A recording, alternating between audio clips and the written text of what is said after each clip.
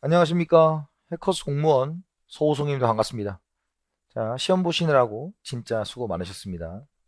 자, 이번 시간은 여러분들과 이제 7급 군무원 총평 그리고 해설 강의를 진행할 텐데요. 먼저 7급 군무원 총평은 한 줄 총평. 배운 내용을 다르게 표현한 걸 알아챈 사람은 고득점이 가능했을 것이다.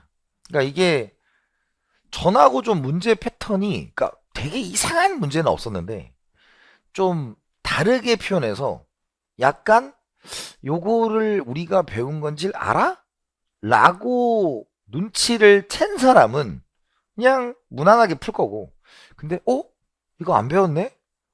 새로운 게 나왔네? 이런 사람들은 점수가 좀 안 나왔을 겁니다.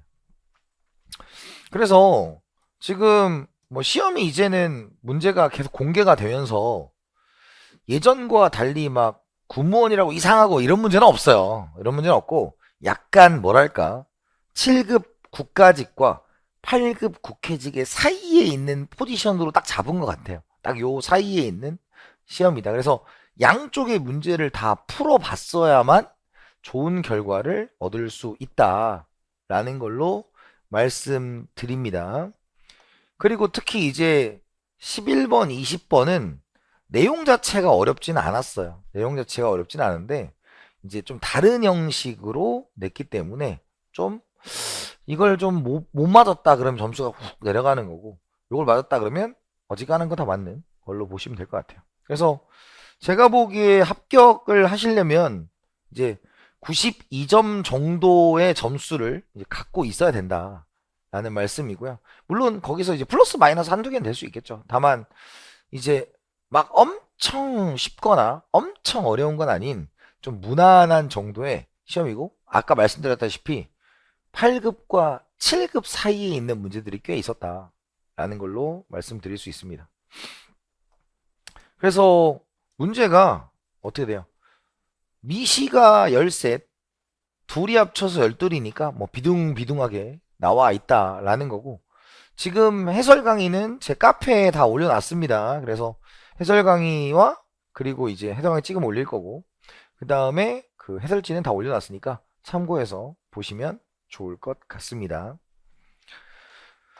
자, 그 다음에 이제 신유형에서 이제 아까 얘기했던 솔로 모형에서 좀 다른 형식을 쓰려고 노력했다라고 말씀드린 거 하나 하고요.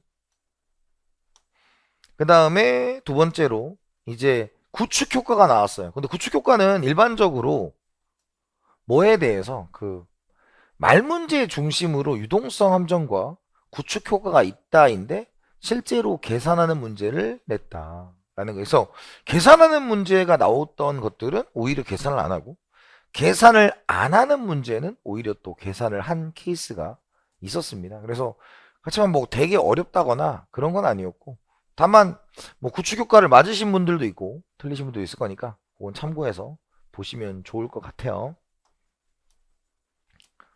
자, 그래서 이제 어떻게 해야 되냐라는 겁니다.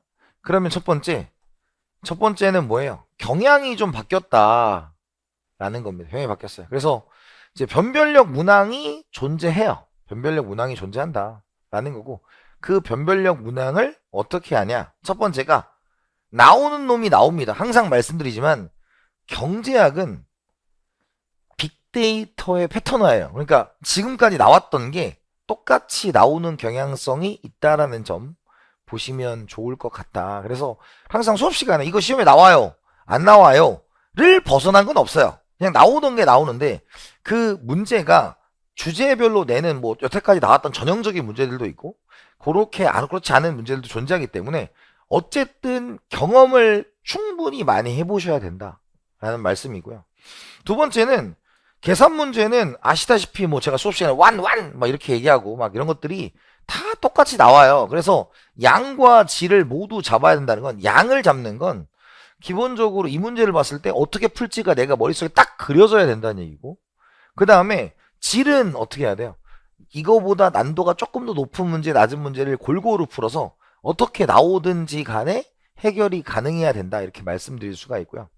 세 번째, 말 문제는 직관적으로 푸는 거예요. 그래서 맨날 우리 수업 시간에 얘기했던 거 있잖아. 기편제는 열등계 중에서 소득 효과와 대체 효과 중에서 소득 효과가 큰 거다. PCC가 수평이면 수혜가 특성이다.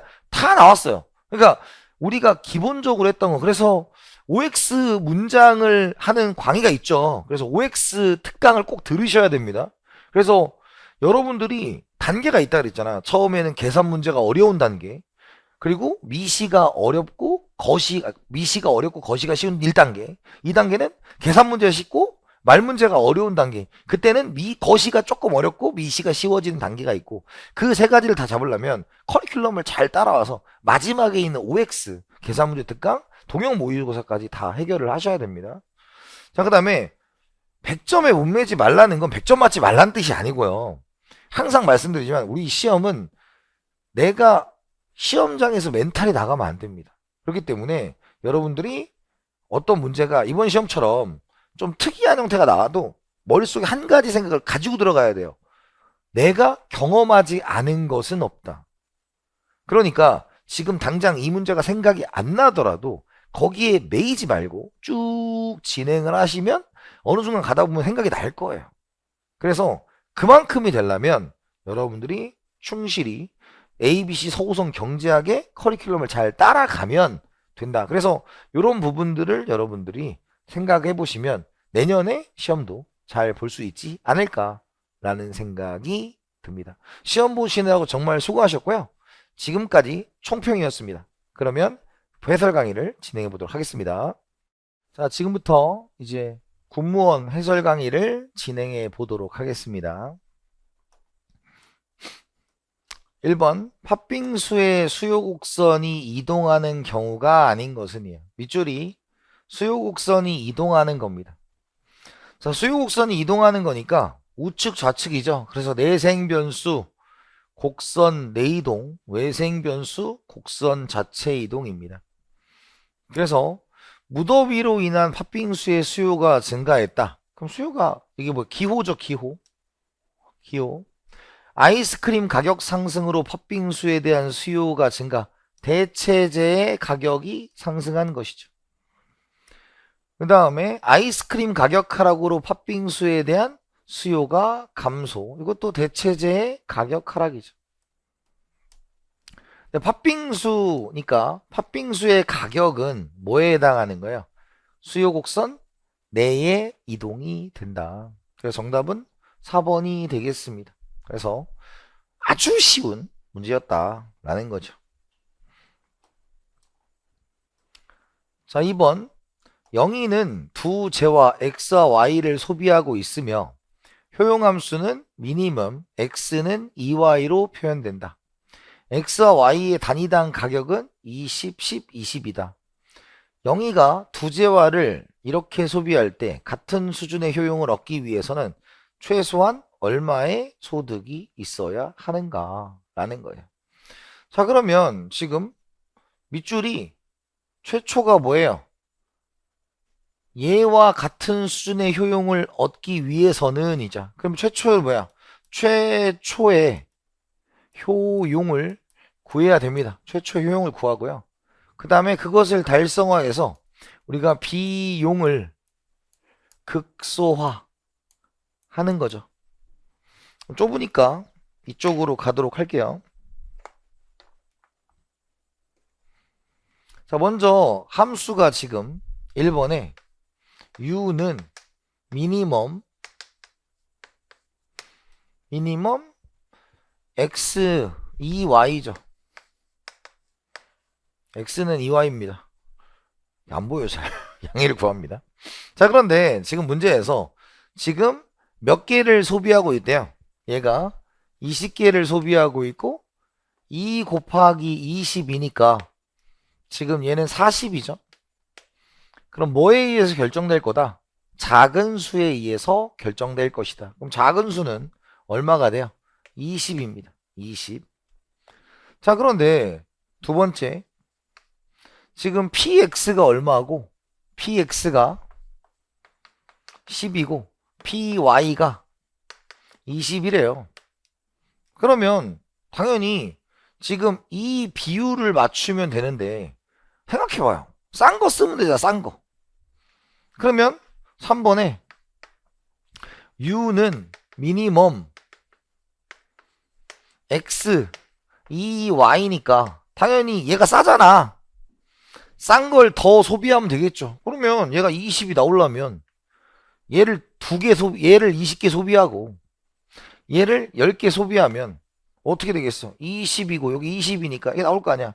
1대 2의 비율을 지켜야 되겠죠. X는 Y라는 2Y라는 추세선을 지키면 될 거 아니에요. 그죠? 그러면 합리적 선택은 뭐가 돼? 20이 나와야 되니까 결국은 4번에 M은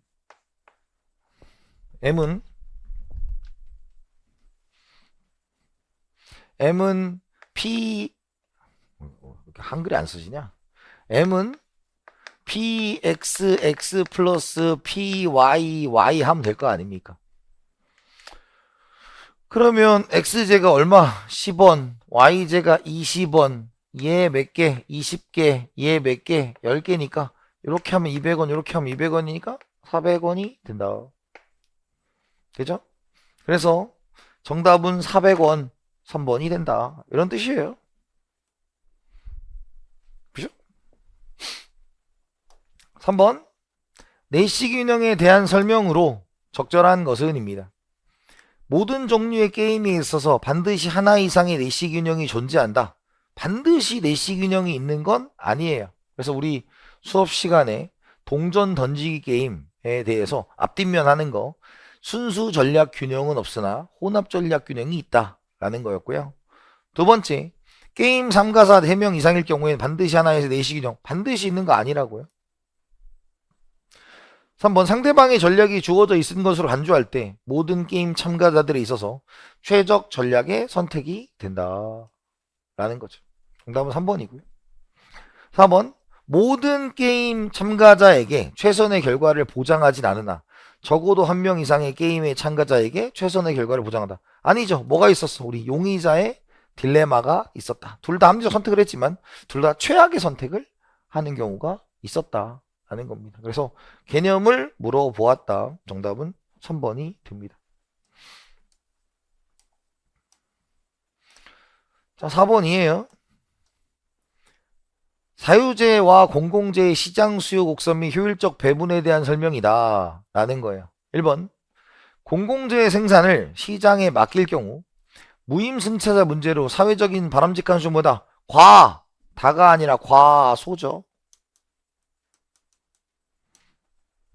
두 번째, 사유제는 소비의 경합성으로 인해 수요 곡선을 수직으로 합하여 시장 수요 곡선을 조절한다. 수직이 아니라 수평.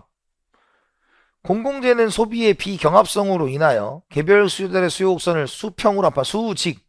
그래서 맨날 했던 게 뭐야? 사적재, Q의 합, 수평합. 공공재, P의 합, 수직합. 맨날 했던 거. 나왔던 거. 그 다음에 사회적으로 효율적인 공공재 공급량은 각 개인의 한계 편익의 총합이 공공재 생산의 한계 비용과 일치하는 거죠. 그래서 맨날 MB A 더하기 MB B는 MC입니다 라고 했던 게 여기 있는 거죠. 그죠?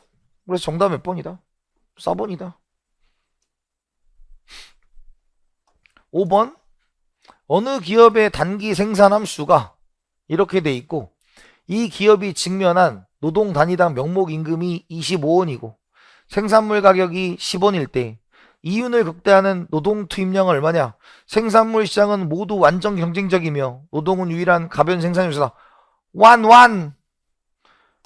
완완이었죠. 완완. 그럼 뭐였어? P 곱하기 MPL은 W죠. 그럼 P는 뭐예요?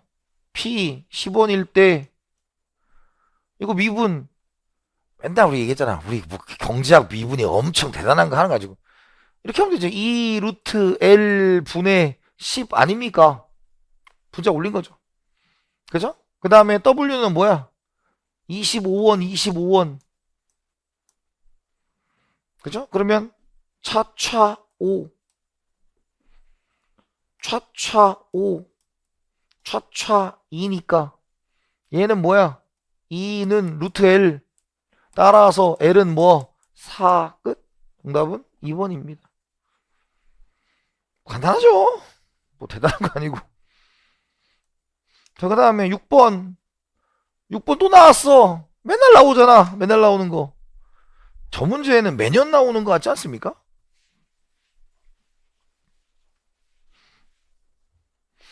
6번. 소득 40원으로 X와 Y제만을 소비하여 효용을 극대화하는 소비자의 효용함수가 이거이다. X, Y의 가격은 원래 각각 1원이었는데 가격 인상으로 2원과 8원이 되었다.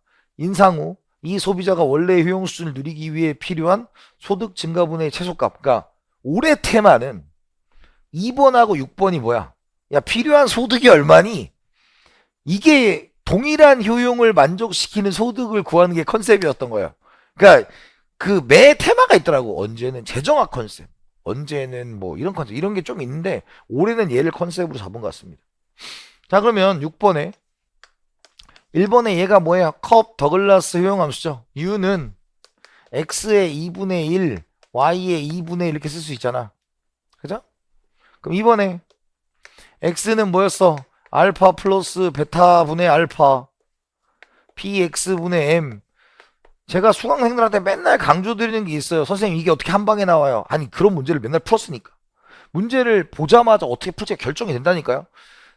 7급 공무원류는 사고력 문제가 아니에요. 그냥 이걸 경험해 봤느냐의 문제예요. 그냥 경험해 봤느냐. 근데 이 문제는 매년 나와요. 매년. 제 모의고사에도 있어. 왜? 그래서 저 모의고사 때문에 어떻게 된다 그랬어요? 시험에 나왔던 거 숫자 바꿔서 내요. 그냥. 왜? 어차피 다 레퍼런스 돌기 때문에 똑같아요. 자, y는 알파 플러스 베타분의 베타 py분의 m 아닙니까? 그럼 알파가 2분의 1이고 베타가 2분의 1이니까 지금 어떻겠어요? 지금 얘 알파 베타가 하면 뭐야? 1이니까 얘는 뭐야? 2분의 1 곱하기 소득이 얼마입니까? 소득이 40원. 그 다음에 x제의 가격이 뭐였어? 1이었죠. 그럼 얘도 마찬가지로 2분의 1 곱하기 1 42였다 라는 거죠. 그러면 효용함수가 루트니까 u는 뭐가 돼요? 루트 얘도 20이고 20이니까 20의 제곱이 되겠죠. 그러니까 20이죠. 자, 그런데 바뀌었대. 뭐가 바뀌었어? m을 구하라 라는 거고 px가 뭘로 바뀌었어? px가 지금 2로 바뀌었고요. py가 뭘로 바뀌었어요? 8로 바뀌었죠. 똑같이 2분의 1 곱하기 m 2니까 4분의 m 그 다음에 2분의 1 곱하기 8 m 그럼 뭐예요? 16분의 m 그럼 얘는 뭐예요? 64잖아. 그러면 u는 루트 8m의 제곱 아닙니까? 그러면 얘가 뭐야 돼? 20이어야 되니까 3번에 8분의 m이 20이니까 따라서 m은 얼마? 160이다. 그죠? 그래서 160이니까 와우! 160 찍으면 안 된다 그랬어. 이것도 똑같아요. 그죠? 이거 아니다. 왜? 추가분이니까 40에서 160이 되면 얼마? 120이 정답인 거죠. 이거는 완벽하게 똑같아요. 그냥 9가지 문제랑. 그래서 정답 몇 번이다? 2번이다 입니다. 그래서 컵더글라스 바로 이거 보자마자 컵더글라스 어떻게 푼지 결정이 끝났어야 합니다. 자, 7번 두 시장에서 가격 차별을 시행하는 어느 독점 기업이 현재 시장에서 이윤 극대화를 달성하고 있다. 시장 1에서 가격 탄력성은 2며 시장 2에서 가격 P2는 시장 1에서 가격의 2분의 3배, 3분의 2배다. 시장 2에서 수요 가격 탄력성 얼마냐? 라는 거죠. 자, 가격 차별 뭐였어? 시장은 2개, 공장은 하나 였어요. 그래서 MR1, MR2, MC니까 요런 거죠. 근데 여기는 지금 뭘로 구해야 된다? 뭘로 구해야 된다? 얘로 구해야 되죠, 얘. 그죠? 그래서 아모르소 로빈슨 공식을 이용하자라는 것입니다. 아모르소 로빈슨 공식을 이용하자. 그러면 아모르소 로빈슨 공식은 뭐예요? MR은 P 곱하기 1 마이너스 수요의 가이트력 성분의 1이잖아. 자, 그걸 적용하는 거죠. 먼저 기업 1이잖아. 그러면 3번에 MR1은 뭐야? P1 1 마이너스 수요의 가이트력 성분의 1 P2 1 마이너스 수요의 가이트력 성분의 1이 되겠죠. 물론 1의 2예죠. 그러면 지금 먼저 시장 1의 수요의 가이트력성은 2이며 그 다음에 시장 2에서의 P2는 시장 1의 P2의 3분의 1 P다. 그죠? 그럼 됐죠? 자, 그러면 대입을 합니다. 자, 어떻게 대입하면 돼? 자, 4번에 P1 1 마이너스 2분의 1 그 다음 P2는 3분의 1 3분의 2 P1 1 마이너스 수요의 가격대력 성분의 1이죠. 자, 그럼 어떻게 돼요? P1 이렇게 약분되잖아. 그죠? 그러면 얘는 뭐가 돼요? 2분의 1 좁아 2분의 1은 뭐가 돼요? 3분의 2 곱하기 뭐가 돼야 돼? 얘가 2분의 1이라면 2분의 1 어이 자 풀어쓸게 좁아 이쪽에 쓸게요. 이게 좁아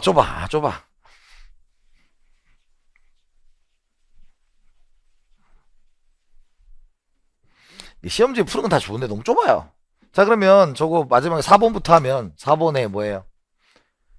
P1 1 마이너스 2분의 1 그 다음에 P2가 3분의 2 P1이니까 3분의 2 P1 그 다음에 1 마이너스 수요의 가격대력 성분의 1이잖아요. 그럼 이렇게 약분이 되고 그죠? 그럼 여기는 뭐야? 2분의 1은 3분의 2 1 마이너스 수요의 가격탄력 성분의 1이니까 그죠? 자, 그럼 쟤를 넘기면 어떻게 되겠어? 넘기면 2분의 1 곱하기 2분의 3이 되겠죠. 그죠? 그러면 얘는 뭐가 돼? 1 마이너스 수요의 가격탄력 성분의 1 아니야. 그러면 3분의 2분의 3 3분의 2 맞죠? 그럼 얘는 뭐야? 4분의 3 아닙니까? 그럼 1 마이너스 수요의 가격탄력 성분의 1은 뭐가 돼야 돼? 4가 되면 되죠. 4. 그죠? 그래서 정답은 몇 번이다? 4. 니까 정답은 3번입니다. 그래서 뭐 대단한 문제는 아니고요. 그냥 아모르소 로빈슨 공식을 가지고 그냥 순서대로 따라가는 문제였어요. 근데 이런 문제 형태도 뭐 많이 나온 형태는 아닙니다. 자, 그 다음에 8번 문제입니다. 8번 문제. 기업의 장기 비용 함수에서 규모의 경제가 발생하는 상황이죠. 규모의 경제는 생산량이 늘어날수록 장기 평균 비용이 하락하는 거니까 정답은 1번입니다. 2번. 모든 생산 요소의 투입량을 2배로 늘렸을 때 산출량이 정확히 2배로 증가한다는 건 규모에 대한 수익이 뭐야? 불변인 거죠. 그러니까 생산 요소의 가격이 불변한다고 하면 결국 규모의 경제가 나타날 수 있는 상황은 아니고요. 3번. 장기 평균 비용보다 장기 한계 비용 A와 M 중에서 M이 크면 평균은 올라간다 그랬어요. 틀렸고. 4번. 특정 재화 생산이 다른 종류의 재화 생산을 낮춘다. 그래서 하나를 생산해서 다른 게 좀 낮아진다. 그러면 이건 뭐에 가까워? 범위의 경제에 더 가깝죠. 그래서 정답은 1번이다. 그래서 정의를 그냥 물어봤다. 그래서 지금 정의를 물어보는 게 꽤 많아요. 지금 뭐 저기 앞에 그 1번 문제도, 그 다음에 공공재 사적재 문제도 얘도 정의를 물어봤습니다. 자, 그럼 9번 소득 효과와 대체 효과에 대한 설명으로 가장 적절한 것은 입니다. 1. 정상재의 경우 가격 하락에 따른 대체 효과와 소득 효과는 서로 반대 방향으로 나타난다. 정상재의 경우에는 해당 재화의 가격이 변하면 수요 법칙의 예외가 될 수 없죠. 그렇기 때문에 대소득 효과와 대체 효과는 같은 방향입니다. 틀렸고.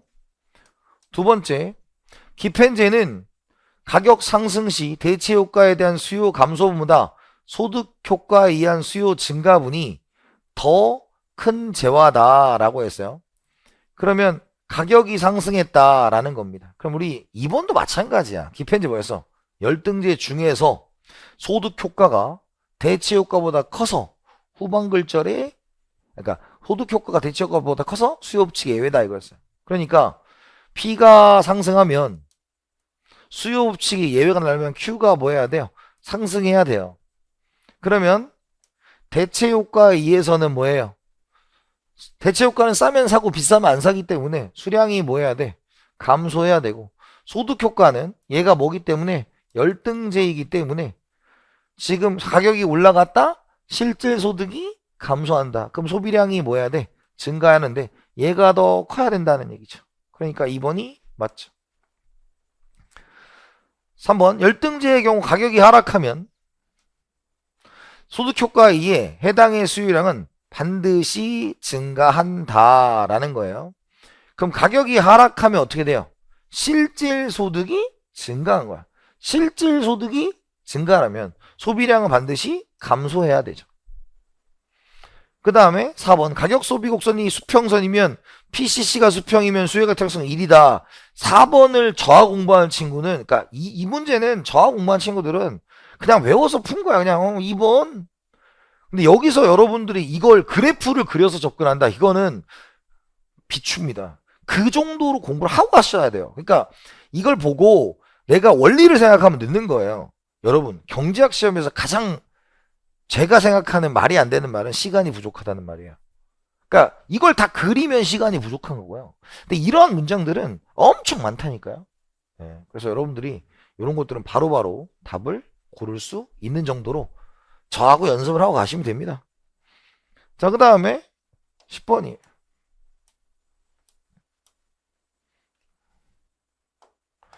자, 재화 X에 대한 시장 수요 곡선 이렇게 돼 있고 공곡선 이렇게 된다. 정부가 공급자에게 단위당 15원의 종량세를 부과하는 경우 부과 후에 소비자가 지불하는 가격과 자동 손실은 얼마냐 라는 거죠.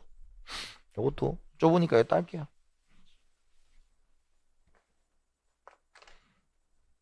자, 1번에 지금 1번 수요곡선과 공곡선이 있죠. 그럼 최초의 균형을 구합니다. 근데 이거는 그래프 안 그려도 풀 수 있는 문제예요, 사실.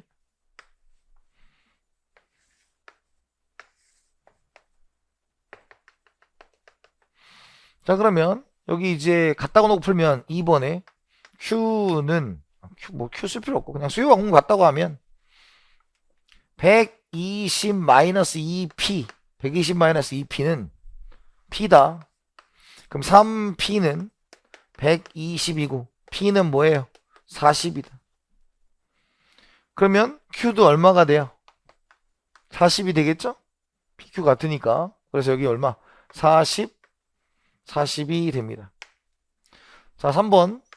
공급자에게 뭘 구한대요? 15원의 종량세를 부과한대요. 그럼 P로 바꿔놓고 Q 더하기 15를 하는 거죠. 그럼 이렇게 이제 뭐야? S 플러스 T가 되고요. 균형 가격과 균형 거래량이 있더라 라는 거죠. 자, 그러면 이제 갖다가 놓고 풀면 넘기면 뭐예요? P-15니까 4번에 120-2P는 P-15가 됩니다. 그러면 3P는 얼마? 135가 되고요. 3, 4, 12, 3, 5, 15니까 P는 얼마야? 45가 되는 거죠. 얘가 45면 요만큼이 세금 차이니까 얼마예요? 30이 되겠죠. 그죠? 그럼 여기는 30이 되니까 소비자가 내는 가격은 얼마가 되고 45가 되고, 그 다음에 후생 손실은 어디가 되겠어요? 여기가 이제 후생 손실이 되겠죠. 그죠? 후생 손실은 2분의 1 곱하기 15 곱하기 10이니까 75죠? 그래서 정답 몇 번이다? 가격 45, 75, 2번이 됩니다. 그래서 뭐 아주 간단한 문제였어요. 자, 11번. 다음은 어떤 나라의 경제적 잠재 성장률을 추정하기 위한 생산함수의 식과 각 생산 요소의 기간별 연평균 증가율을 나타내고 있다.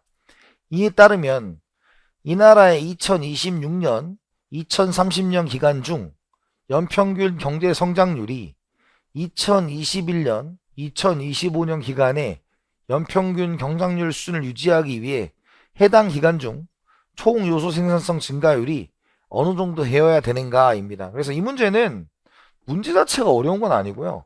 이게 무슨 문제인지 잘 못 알아보게 됐죠. 그래서 문제 첫 번째는 2025년의 연평균 성장률 수준을 구하라. 그러니까 지금 얘는 안 쓰는 정보예요.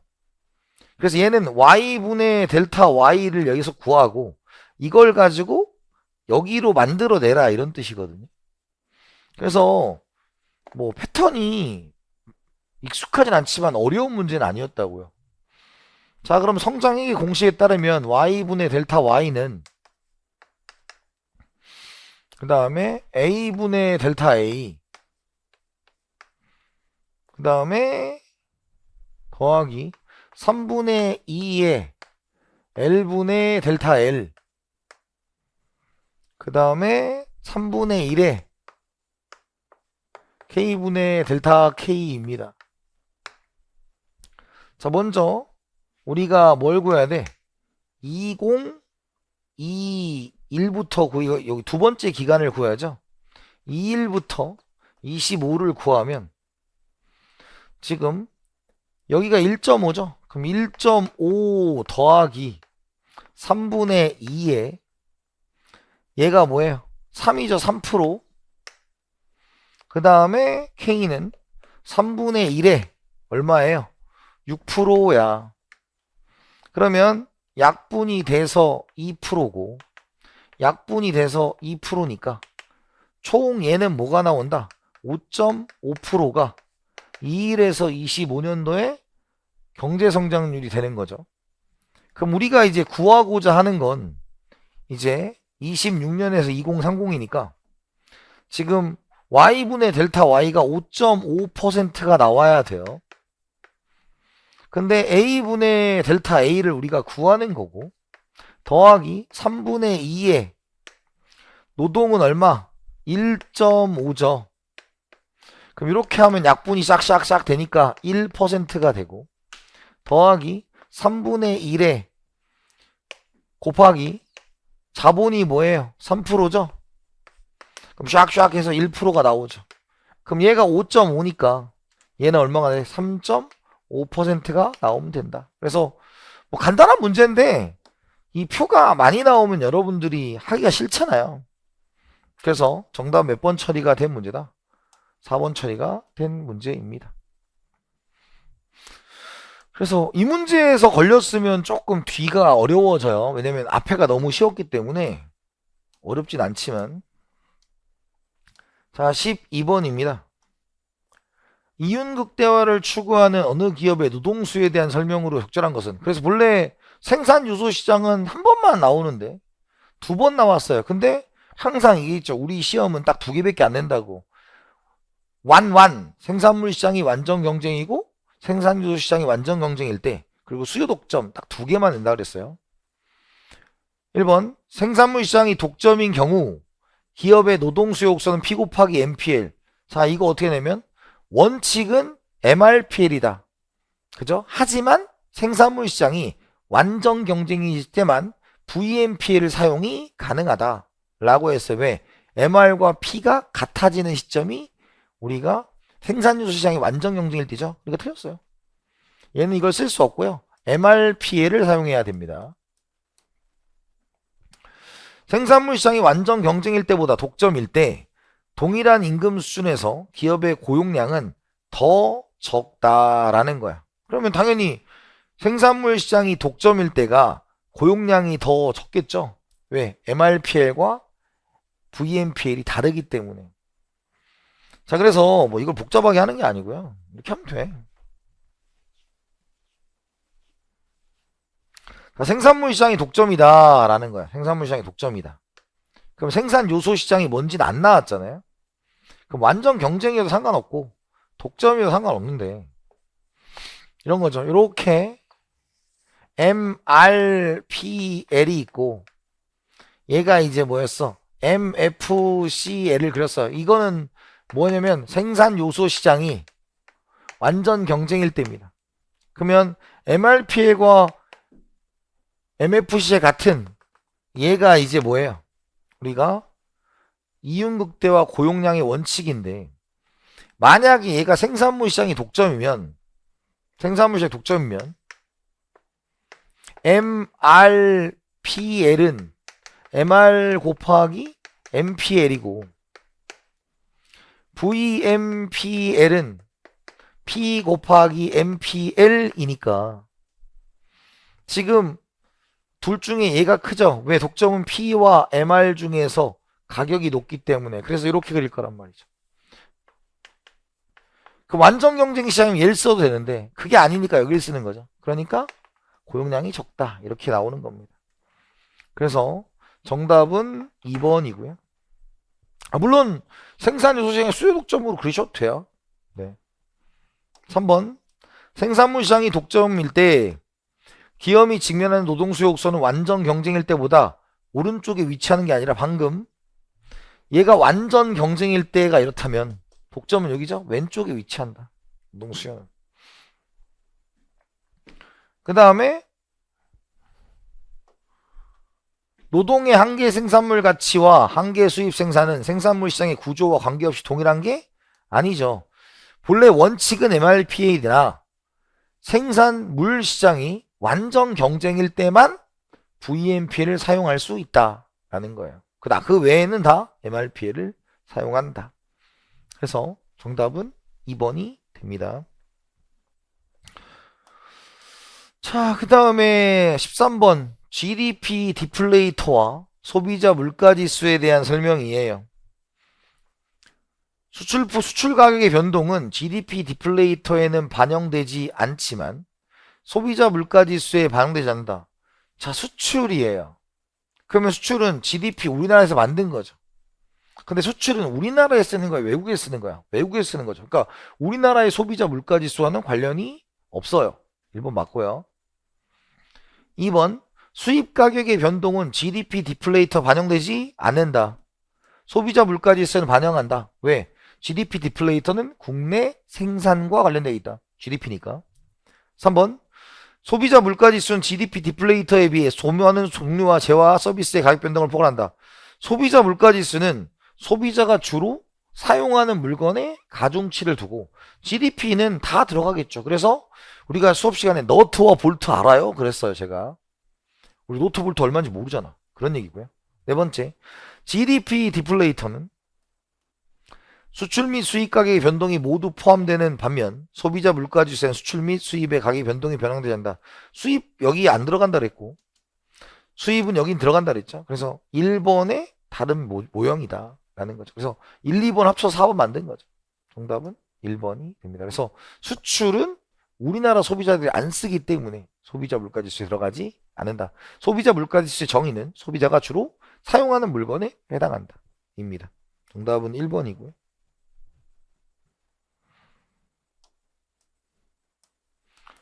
자, 14번입니다. 어느 국가의 2025년 경제 지표가 이럴 때 이에 대한 설명으로 가장 적절한 것은 입니다.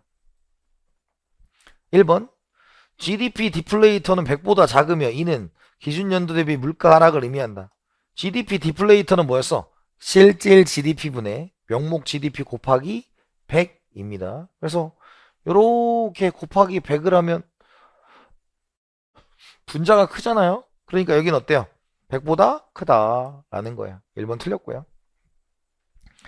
2번 실질 GDP, GNI는 국내 생산을 통해 벌어들인 GDP보다 크다. 자, 우리 실질 GNI는 뭐였어? 실질 GNI는 실질 GDP 더하기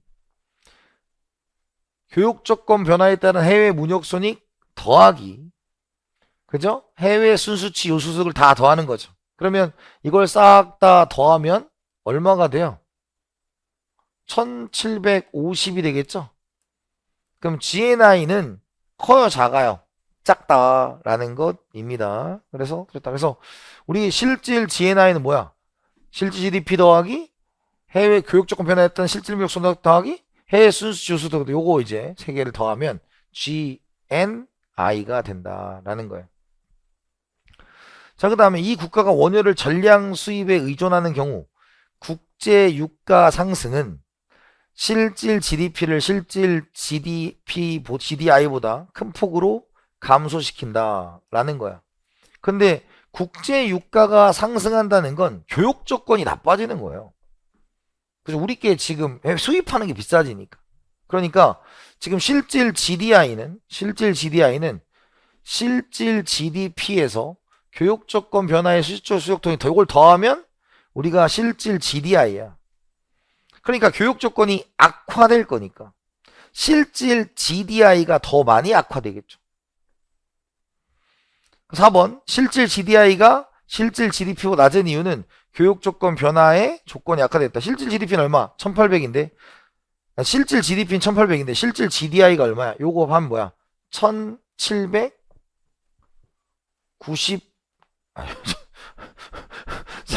일단 산수가 안 되네. 산수가 안 돼. 그죠? 1770이죠? 예. 그럼 뭐 해야 돼요? 우리가 실질 GDI가 작다라는 거죠. 그래서 요것도 마찬가지로 두 개는 기억하라고 그랬어요. GNI랑 실질 GDI 두 개는 기억하라. 그래서 실질 GNI는 실질 GDP 더하기 교육 조건 변화에 따른 실질 무역 손익 더하기 해외 순수치 요소수득이고, 실질 GDI는 실질 GDP 더하기 그 다음에 교육 조건 변화에 따른 실질 무역 손익이다. 그래서 이 두 가지를 구분해서 기억을 하시면 됩니다. 자, 15번이야. 그러니까 이 15번은요, 본래는 얘가 계산 문제로 나오죠. 근데 말 문제로 나와서, 근데 말 문제가 안 나왔던 건 아니니까 한번 잘 볼게요. 어느 소비자 갑의 1기 소득은 Y1은 200, 2기 소득은 220이다. 현재 시장 이자율이 10%일 때 갑은 현재 소득을 현재 1기에 소비하고 미래 소득을 2기에 소비하는 최적 선택을 하고 있다. 만약 시장 이자율이 20% 상승할 경우 새로운 최적 선택에 대한 설명으로 옳은 것은 단 1기와 2기 모두 소비는 정상제이며 무차별 곡선 원점에 대해서 강볼록하다입니다. 첫 번째는 조건이 뭐냐? 얘는 소득이 뭐예요? 200인데 지금 소비를 200 하고 있다는 건 주어진 돈을 다 쓰는 사람이에요. 그럼 얘는 뭐예요? 부존점에 있는 사람입니다. 두 번째는 이자율이 뭐 한다 그랬어? 상승했다 그랬어요. 이자율이 상승했다. 그러면 기울기가 바뀌어야 되고, 세 번째는 모두 정상제이고 강볼록하다는 건 극단적 소비를 하지 않는다, 골고루 소비한다 입니다.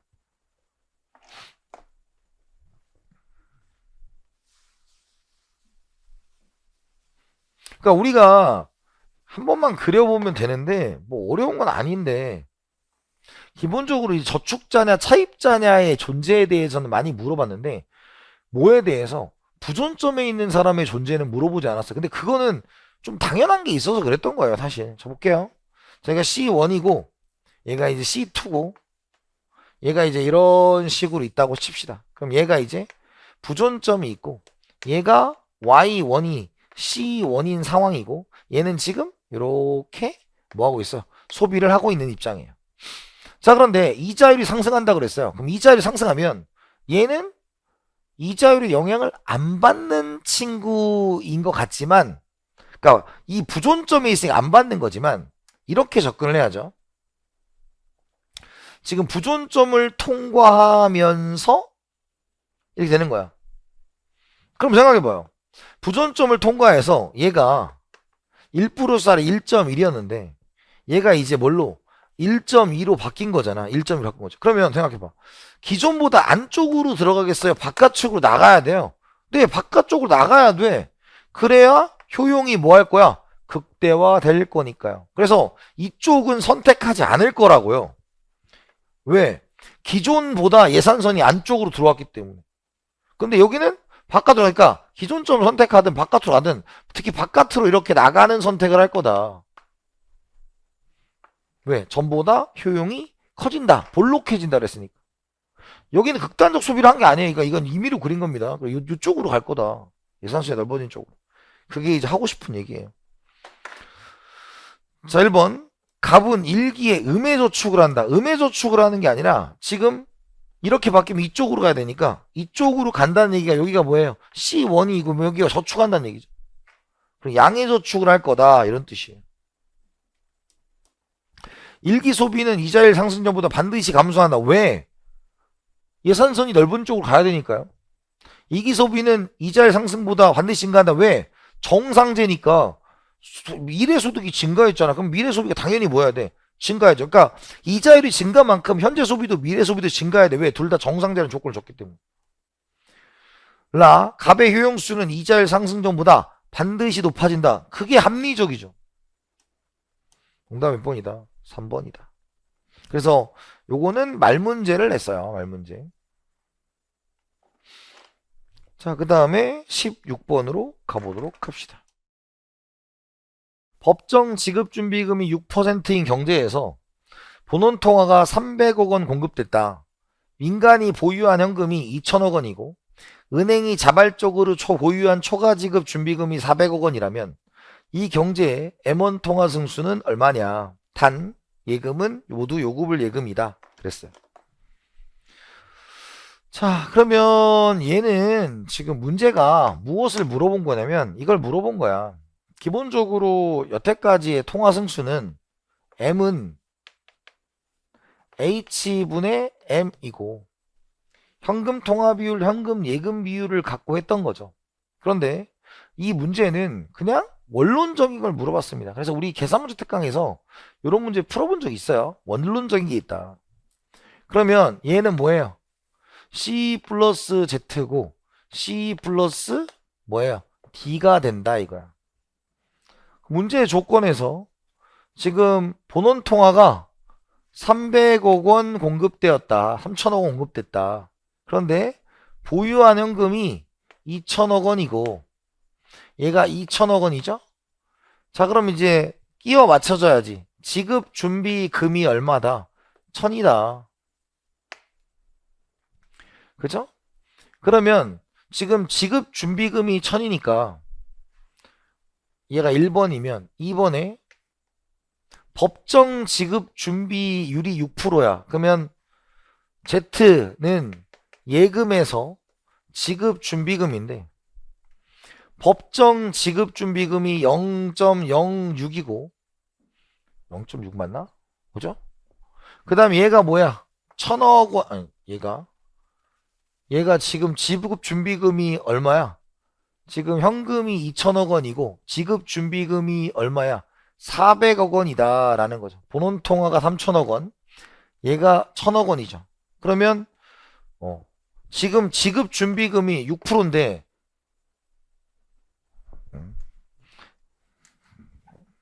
자, 얘가 1000이 법정 지급 준비금과 초과 지급 준비금이잖아요.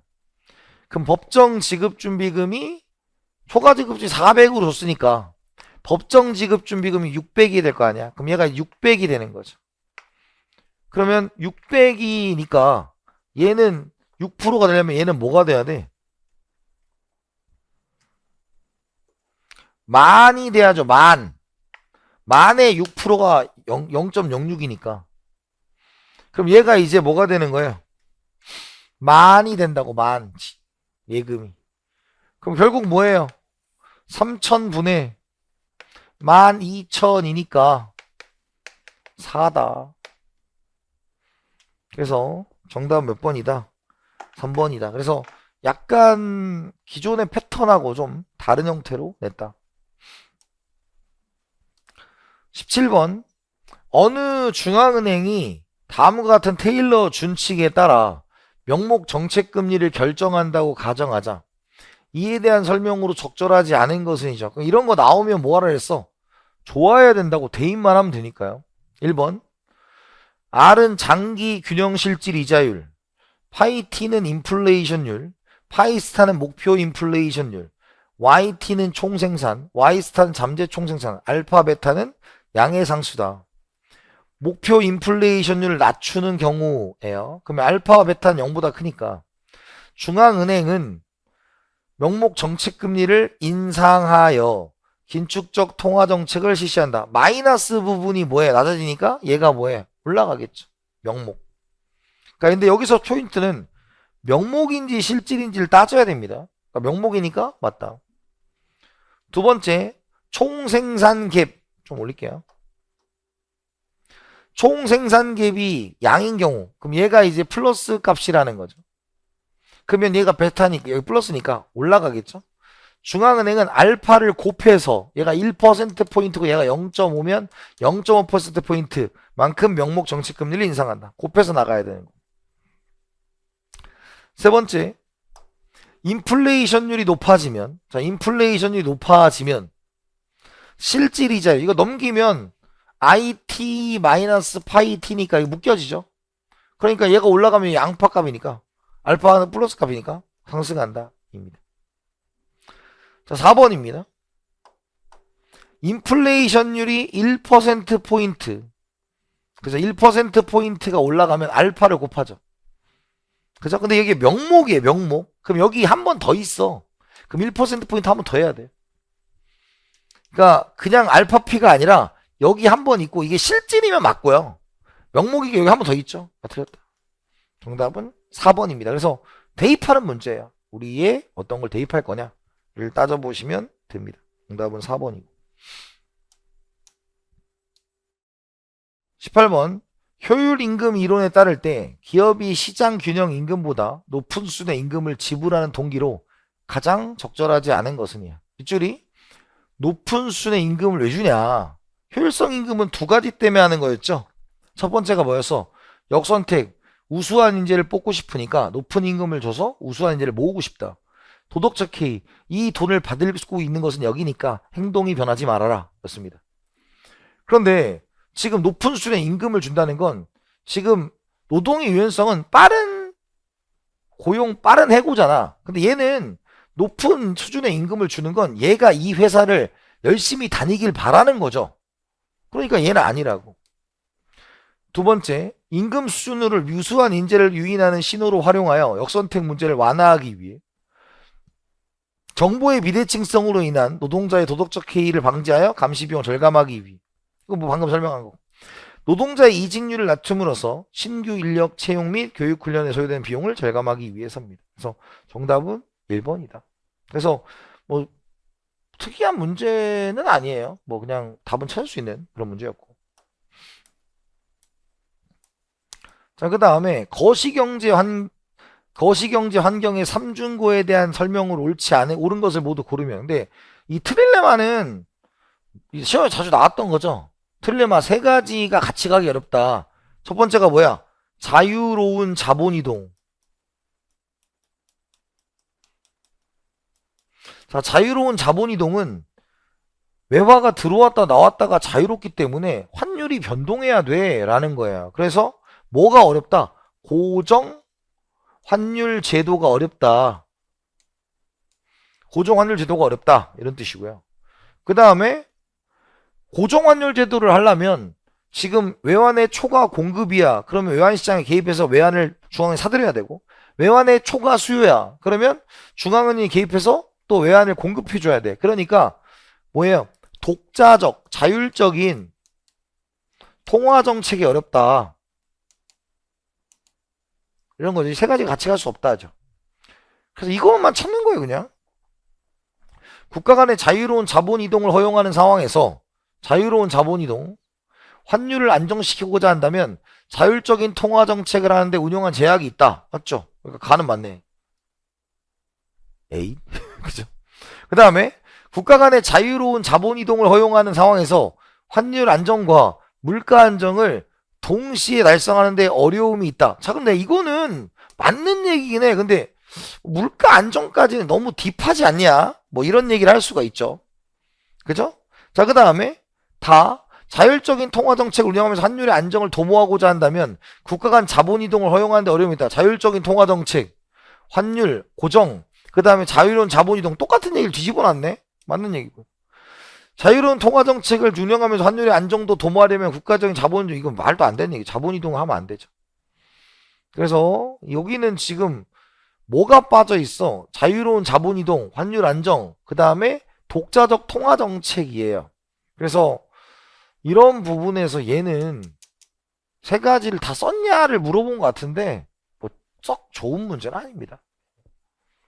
아, 그리고 항상 저 아시죠? 이의제기가 할 만하면 말씀드린데 이의제기 할 정도는 아니고 그냥 좀 그렇다. 정답은 2번이다. 자, 20번도 보고 놀란 분들이 있었을 거라고 생각을 해요. 20번도 보고 놀란 분이 있을 거라고 생각해요. 솔로 경제성장 모형에서 경제의 생산함수, 소비함수, 투자함수, 동태적 자본량에 대한 다음시 같아. 1인당 균제 상태에 대해서 1인당 자본량을 구한 것은 입니다. 그러니까 우리가 뭘 구하라? K를 구하라. 자, 그 다음에 자, 생산함수야. 생산함수는 우리가 1인 전체 함수 나타낸 거죠. 그래서 우리가 이제 뭐야? Y는 A의 루트 LK 한 거야. 이렇게 배운 걸 바꾸면 되죠. 자, 그럼 소비가 이거라는 것은 저축은 뭐야? 저축은 Y의 S. 그죠? 투자다. 자본량은 자본량의 변화는 결국 저축이 늘어난 거야. 그러니까 결론은 우리가 배운 내용과 다른 게 아무것도 없어요. 그냥 우리가 배웠던 솔로 모형의 문제를 그냥 푸는 거예요. 그러니까 균제 상태는 뭐예요? 자, 지금 여기서 A는 5로 되어 있으니까 1번에 Y는 5 루트 LK야. 그럼 이걸 1인당으로 바꾸면 Y는 5 루트 K 아니에요. 근데 뭐 하라고요? 뭘 구하라 했어? 균제 상태 구하라 했죠. 균제 상태. 그럼 균제 상태는 뭐였어? SFK는 NDK야 그냥. 뭐 G까지인데 기술진 뭐 없으니까. 그러면 2번에 SFK는 N 플러스 D의 K다. 똑같은 문제죠. 그러면 이제 저축률 얼마? 0.2 5 루트 K. 그 다음에 감가상각 인구 증가를 더하면 뭐야? 0.1K. 없어진다. 그럼 여긴 10이니까 따라서 K는 뭐야? 100. 끝이야. 그러니까 우리가 이걸 보고 안 배웠어 이게 아니고 그냥 우리가 배운 솔로 모형을 그냥 이렇게 표현한 거예요. 뭐 그 이상 그 이하도 없는 문제입니다. 정답은 100이다. 자, 그 다음에 2026년 7월 4일 2시 정각. 그래도 시험 본 날 딱 적는다고 멋지네. 외환시장에서 원달러 환율이 1040원이고 N달러 환율이 150이다. 이 시각에서 원달러 환율이 갑작스럽게 2% 상승하고 동시에 N달러 환율이 3% 상승한다. N1 환율은 어떻게 되냐? 자, 먼저 우리가 뭐였어? 원 N 환율이니까 지금 앞에 돈 뒤에 돈의 가치를 하는 거죠. 그러면 원 N 환율이야. 자, 먼저 지금 원달러 환율이 급작스럽게 뭐예요? 2% 상승했어. 그러면 달러 대비 원 가치가 2%가 하락한 거죠. 그죠? 그 다음에 N달러 환율이야. 3% 했어. 그러면 3번에 달러 대비 N 가치가 마이너스 3%죠. 그죠? 그러면 달러 대비 원은 뭐였어? 2%가 빠졌고 N은 3%가 빠졌으니까 상대적으로 원 가치가 뭐예요? 1% 올라간 거다라는 거죠. 그죠? 그래서 1% 올라간 거죠. 여기서 1% 상승하면 안 돼. 자, 환율이야, 환율. 자, 환율. 그러니까 달러 대비 원 가치가 2% 빠졌고 N 가치가 3% 빠졌으니까 상대적으로 원의 가치는 1%가 올라간 거니까 환율은 뭐예요? 떨어졌다. 그래서 1% 하락한다. 이렇게 하는 거라고. 이해됐어요? 그래서 A/B 환율과 A/B 환율과 앞에 돈의 그 가치는 반대 방향이다 라고 보시는 겁니다. 그래서 정답 몇 번? 2번이다. 다시 원가치 2% 하락, N가치 3% 하락, 상대적으로 원가치 1% 상승, 따라서 원 N 환율은 1% 하락한다. 이렇게 하는 거죠.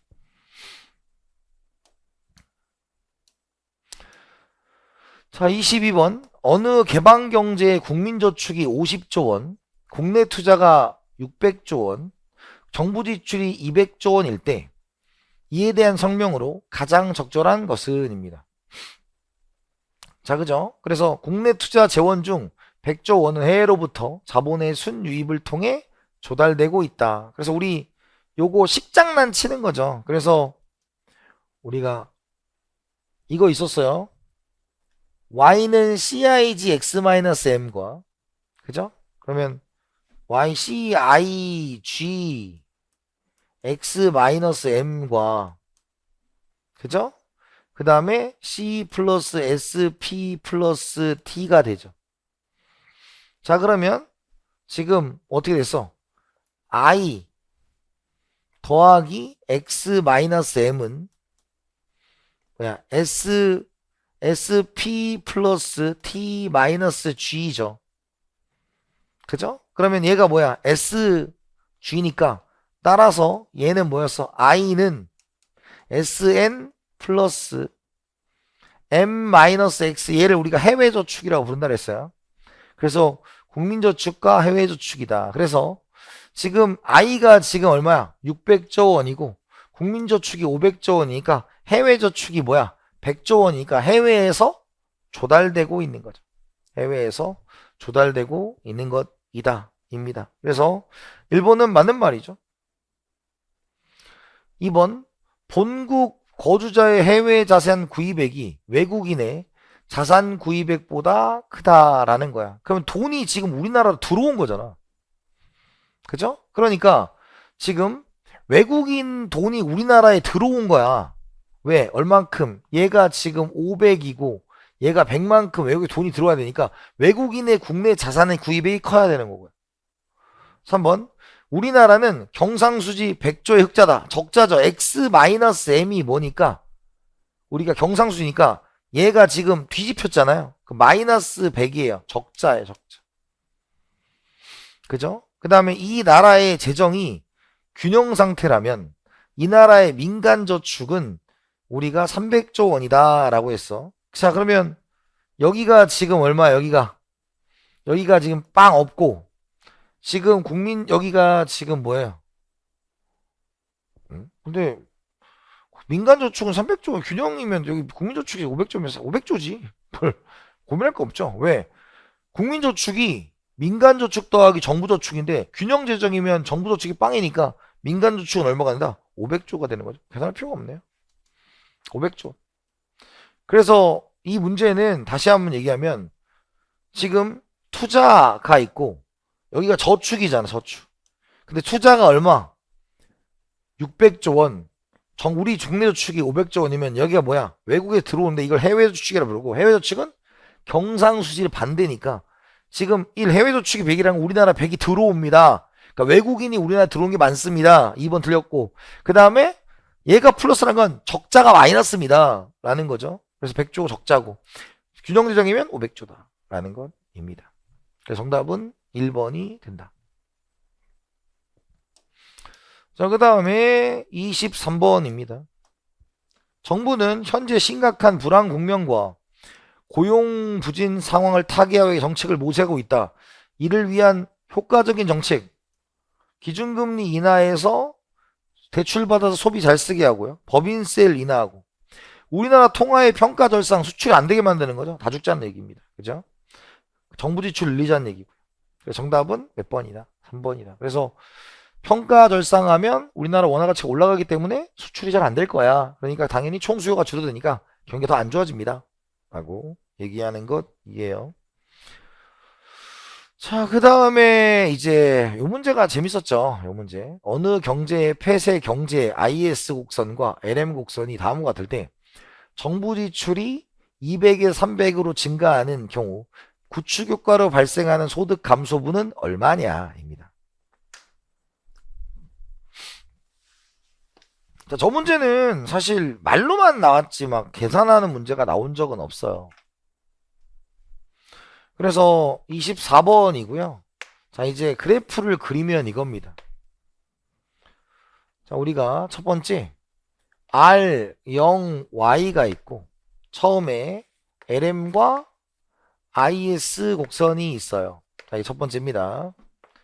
자, 그러면 최초에 G가 얼마였어? 200이었습니다. 자, 그러면 이에 G가 뭐일 때? 200일 때야. 그럼 G가 200이니까 Y는 800 더하기 2G 400이 되겠죠? 그 다음에 마이너스 2000R 이고요. 그 다음에 LM은 다 계산해 줬죠? LM은 800 그 다음에 플러스 2000R입니다. 자, 그러면 이걸 이제 같다고 여기가 이제 IS고 얘가 LM이니까 같다고 놓고 풀면 둘이 같죠? 그러면 4000R은 얼마야? 4000R은 400이죠. 4000R은 400입니다. 그러면 R은 뭐야? 이죠. 0.1이네. 자, 0.1이면 뭐예요? 1000인가요? 1000? 1000. 0.1에 1000이었다 이거야. 자, 그런데 이제 3번에 뭐로 바뀌어? 3번에 G가 뭘로? 300으로 바뀌죠. 자, 그러면 G를 300으로 하면 자, 요렇게 그렸단 말이야. 자, 그러면 지금 여기가 뭐예요? Y1이 우리가 승수 효과만 있을 때 그러면 지금 움직인 대에서 0.1을 적용한 곳이 승수 효과만 적용한 거고요. 그 다음에 새로운 균형이 뭐예요? 새로운 균형이 구축 효과가 반영된 거지. 이해됐습니까? 그래서 지금 승수 효과만 반영된 여기가 뭐예요? 우리가 구축 효과 발생 전 올라가서 떨어진 게 구축 효과 반영 후 여기가 이제 뭐가 돼? Y2가 된다는 거죠.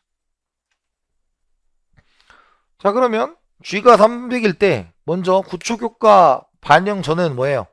Y는 800 더하기 얘는 2G였죠. 2G. 2G니까 600이 되겠죠? 그 다음에 마이너스 2000R이야. 자, 근데 여기서 끝내는 거죠. 왜? 지금 여기가 뭐야? 0.1이니까. 그럼 0.1이면 뭐야? 1400에서 200을 빼면 1200이죠?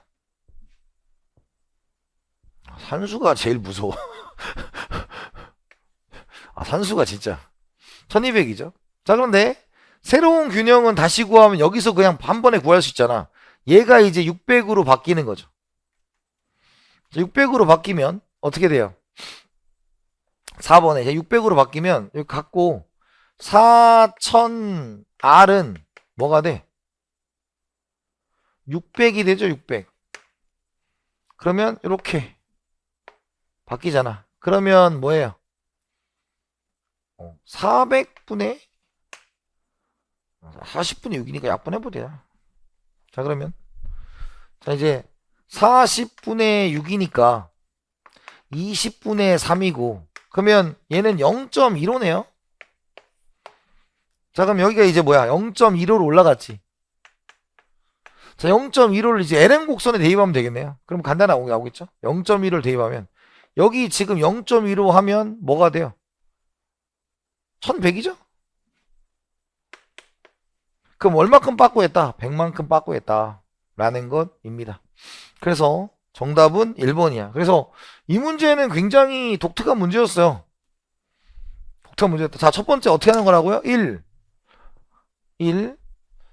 먼저 최초의 균형을 구했더니 둘이 같다고 넣고 풀었더니 이제 뭐예요? 0.1과 100이 나왔습니다. 2. 정보 지출을 늘렸어요. 그러면 IS가 오른쪽으로 갔습니다. IS가 오른쪽으로 갔는데 구축 효과가 발생하기 전이니까 기존 이자율을 사용해야 됩니다. 그래서 IS를 이동시킨 다음에 0.1을 대입해서 이제 뭐가 나왔어? 우리가 G가 Y가 뭐가 나왔다? Y가 1200이 나왔다. 그죠? 그 다음에 새로운 균형을 구하면 이제 여기 400 대신 600을 집어넣으면 R이 뭐예요? 0.15가 나오고 그걸 어디? LM 곡선에 대입했더니 1100이 나왔습니다. 그러니까 줄어든 건 100. 이게 구축 효과입니다. 그래서 승수 효과와 구축 효과를 우리가 두 개 다 나눈 적은 별로 없었는데 뭐 이건 되게 좋은 문제입니다. 근데 뭐 또 나온다고 말은 못해. 왜냐면 이런 게 엄청 많이 나온 건 아니거든요. 이런 문제가 있었다. 정도고요. 자, 그 다음에 25번. 리카도의 비교 우위론 입각하여 두 국가 A, B, X, Y를 생산하고 있다고 하자. 다음 표는 한 단위를 생산하는 데 필요한 노동시간이다. 이에 대한 설명으로 옳은 것은입니다. 자, 그럼 얘는 지금 뭐예요? 노동시간이니까 지금 XGN을 만드는 데는 이렇게 되는 거죠. 그러면은 요걸 집어넣으면 20분의 10Y 10분의 20X가 되겠죠. 이걸 여기 집어넣었다면 그 다음에 얘는 뭐예요? 80분의 20Y 20분의 80X가 되겠죠. 뭐 약분하셔도 되고요. 그럼 지금 어때요? 얘가 작고 얘는 뭐가 돼? 얘가 작죠. 그러면 A국은 X 생산에 B국은 Y제 생산에 절대 우위를 갖는다. 절대 우위는 누가 다 가지는 거야? A국이 가져요. 틀렸고. 왜? 시간이 조금 드니까. 두 번째, A국은 Y제 생산에 비교 우위가 있으며 A국의 Y제 1단위 생산의 기회비용은 X제 0.5 단위다. 자, A국은 Y제 생산에 비교 우위가 있으며 Y제 1단위 생산의 기회비용은 2단위죠. 틀렸고요. 그 다음에 세 번째, 두 국가 모두에게 무역의 이득이 발생하기 위한 조건은 자, X제의 기회비용의 범위라고 했어. X제의 기회비용은 0.5와 얘는 뭐 4분의 1이죠. 4분의 1. 그러니까 0.25 사이네. 그죠? 0.5와 0.25 사이니까 틀렸죠. B국은 X 생산에 비교 우위가 있으며 B국의 X 생산의 기회비용은 Y제 0.25 단위다. 맞네요. 정답은 4번이다. 그래서 이거는 줬다라는 것입니다. 그래서 보시면 아시겠지만 말 문제는 개념이 많았어요. 말 문제는 개념이 많았고 그 다음에 여러분들한테 뭐 딱히 막 얘가 안 나오거나 이런 건 조금 없었습니다. 다만 뭐 예를 들어서 지금 24번 구축효과 같은 거는 막 시험장에서 이게 막 생각이 안 났을 수도 있는데 그거 외에는 뭐 딱히 막 어렵거나 그러진 않고 다만 군무원스럽게 군무원이 옛날보다는 괜찮은 거예요. 옛날에 막 정말 안 쓰는 이론 쓰고 막 이랬으니까. 근데 그런 건 아니었으니까 여러분 다음 군무원 준비를 지금 군무원 시험 보신 분들은 이제 고생하셨고 다음 군무원 보시는 분들은 이런 트렌드가 저는 유지될 거라고 봅니다. 그래서 이렇게 준비를 하시면 될 것 같다라는 말씀을 드리면서 그 해설지는 저희 카페에 올라가 있고 궁금한 건 카페로 질문하시면 제가 바로바로 답변 드리도록 하겠습니다. 수고하셨고요. 다음에 또 기회 되면 뵙겠습니다. 감사합니다.